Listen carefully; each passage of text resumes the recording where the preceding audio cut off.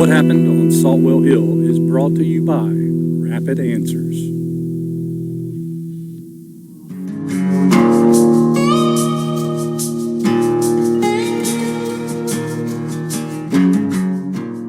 On the 7th of January, 1949, Tommy Vanderveer and his new wife, Beatrice, were seen walking up Saltwell Hill towards the home they were living in at the time.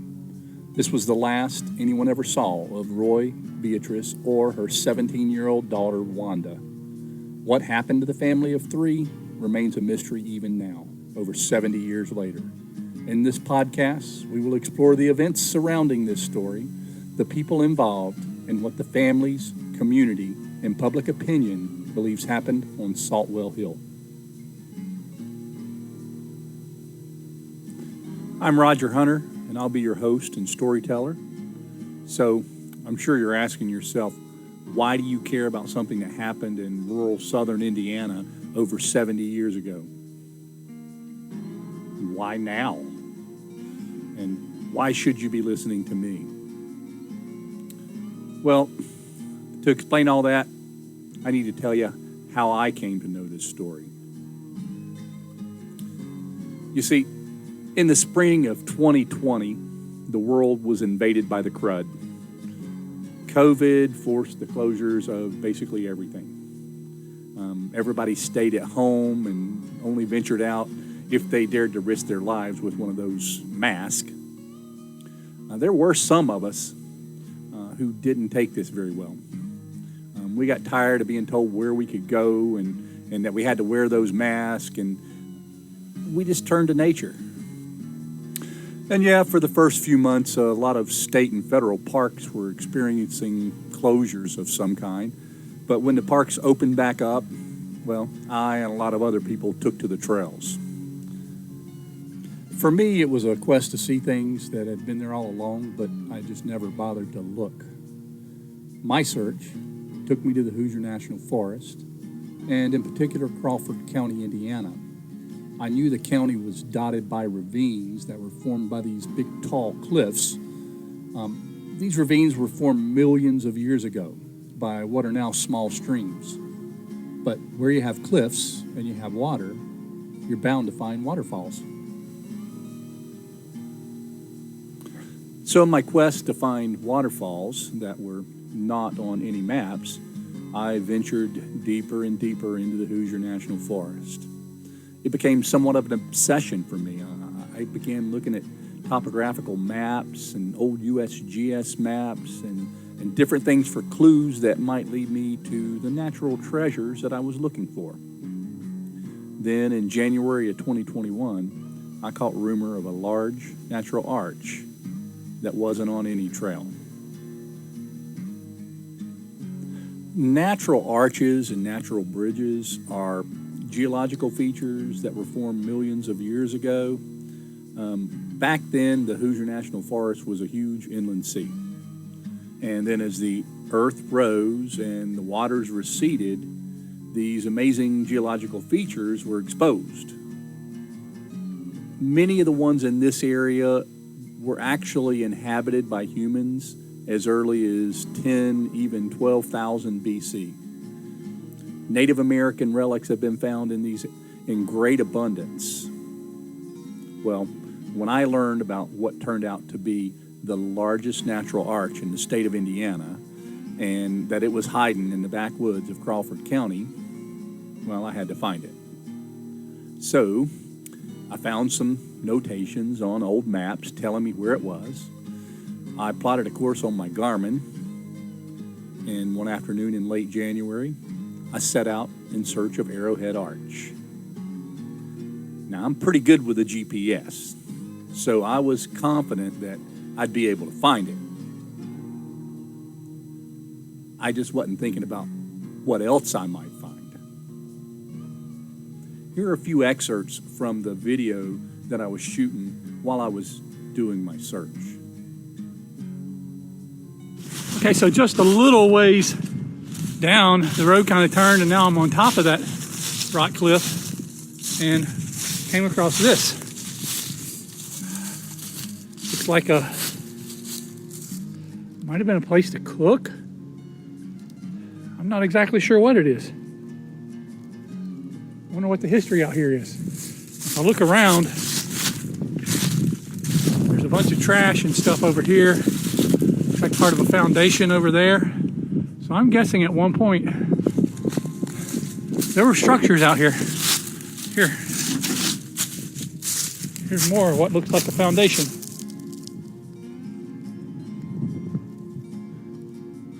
But it's a block, a cinder block right there, so it's not something ancient. I don't know what it is.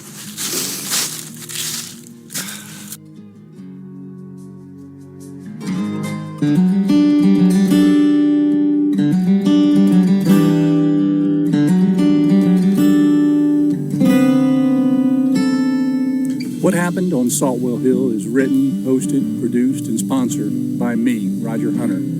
I put together this podcast to bring some attention to the Vanderveer story, but putting together a startup podcast takes time and has expenses, and, well, it doesn't pay very good. My day job is providing life insurance for families across the United States. If you'd like to see what coverage options are for you to protect your family and help support the podcast in doing so, please go to my website at www.rapidanswers.life and complete the questionnaire to get your free, no obligation life insurance quote. That's www.rapidanswers.life. The Hoosier National Forest encompasses over 200,000 acres. Much of it is now dense forest, but that wasn't always the case. In the late 1800s, early 1900s, most of the land had been clear-cut and settled by European farmers on small, widely dispersed farms. By the 1930s, the land had been over-farmed. The hilly soil had eroded very badly, and the farming had depleted it of the nutrients.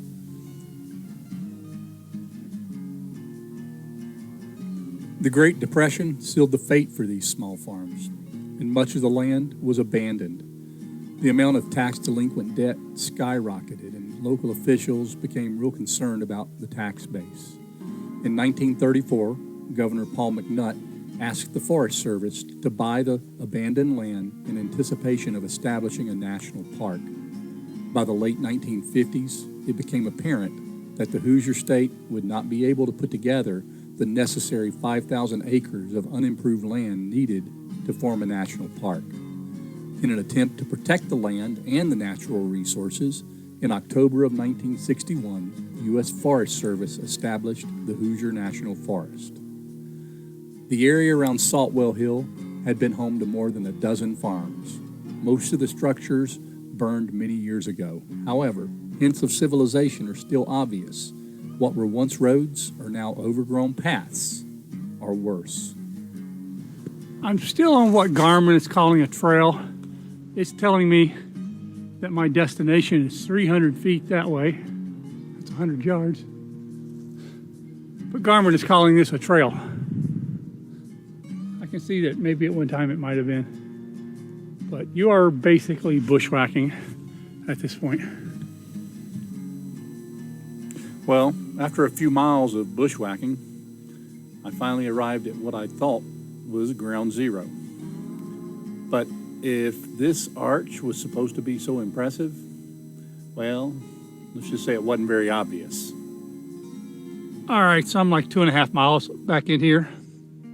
I've seen some crags, cliffs, but not anything that should have been where I was headed. My phone battery is dead. I just booted it back up so I could do this video. I got 2.5 miles to get back to the car. It's 3 o'clock. It was starting to get dark, and when I left the car several hours earlier, I noted that the temperature was 24 degrees. Now, obviously, I was dressed in warm clothing, but with the sun going down, I knew I had to get out of those woods quickly, or I might end up stuck there. Looking back on it, that last recording could have been one of those videos, where somebody goes missing and All they ever find is their phone with the videos on it. Anyways, I did make it out, and a couple days later, I took some of my hiking friends to this place down the road that I'd stumbled on a few weeks earlier. And while they were exploring around at a waterfall, an old gentleman came up the trail. He sat down near me and we started chatting. I told him how I'd gone looking for the arch, and he informed me that I'd been over a mile from where I was trying to go. "The maps are all wrong," he said. "They did that to keep people away from there. It's on private land." He said, "You know about them people who went missing up there, don't you?" He gave me a couple names and told me to look it up online. We did find the arch later that day. And man, was it worth it. But we'll talk more about that later. And when I got home, I couldn't resist looking into that story he had told me. What I found was not a lot of information. I was hooked. A few days later, I found myself at the Crawford County Library trying to find out more. The librarian told me to go to the County Historical Society. They got all kind of stuff up about it over there. I found a few newspaper articles about it and got a few names of people who knew the story from back when it happened. Let me be clear here. I don't recommend anyone go knock on strangers' doors unexpectedly, especially in rural Indiana. But I was on a mission. And that's what I did. I went out and I knocked on doors and I met people. And I personally interviewed several local people who lived through the incident. And I now consider many of them to be close friends. The more I learned, the stranger the story got. So now, to answer those three questions. Why should you care about something that happened in southern Indiana over 70 years ago? This is truly one of the strangest stories I've ever come across. And while the mystery continues to this day, this really only adds to the intrigue.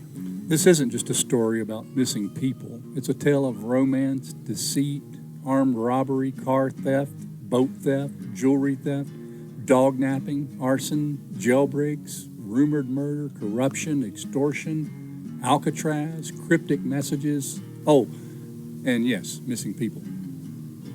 There are a lot of unanswered questions. And I hope that by bringing this story to the public eye again, that we can find someone out there who can help us fill in the blanks.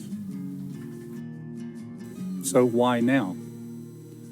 Over the 30 months that I've spent researching this story, I had one missed interview because the person I was going to talk to had a stroke and was in the hospital. They unfortunately passed away shortly thereafter, and we never got the chance to talk. I had one interview that was cut short at about an hour because my host wasn't feeling well. We agreed to continue the interview at a later date. They too passed away a few days later. Many of the people that I interviewed were in their late 80s or early 90s. They were excited to talk to me. They wanted to tell their story. They wanted to tell me what they remembered. Everything from their perspective. This story needs to be told now, while the people who lived through it are still alive. And there's still a possibility of uncovering more of the truth. And finally, why me? I approached this like building a puzzle. I didn't accept the newspaper stories as fact, and I went in search of answers. I made some discoveries that were never part of the original investigation.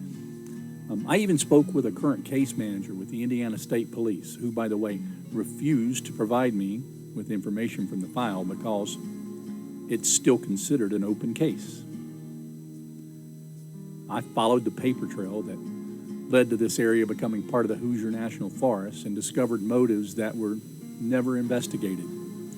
And while we'll never know exactly what happened, I believe that no one alive today can come closer to telling you the whole story about what happened on Saltwell Hill. I do encourage anyone who believes they have pertinent information about this case to email me at whathappened@saltwellhill.com. And that's a wrap for today. This is your host and storyteller, Roger Hunter, and I'll see you next week on episode 2, Setting the Stage, where we'll take a deep dive into the whole who the players are and how they found themselves as part of our story. When we look further into what happened on Saltwell Hill. If you enjoyed our first episode, please like, follow, and subscribe. Leave us a review, and please share us with anyone you think would find our story interesting.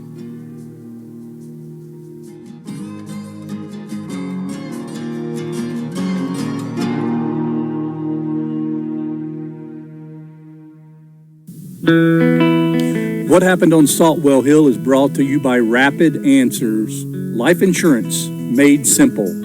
To help support our podcast, go to www.rapidanswers.life and complete the simple profile to receive your free, no-obligation quote. If you'd like to learn more about working with Rapid Answers, click on the career opportunities at the bottom of the page.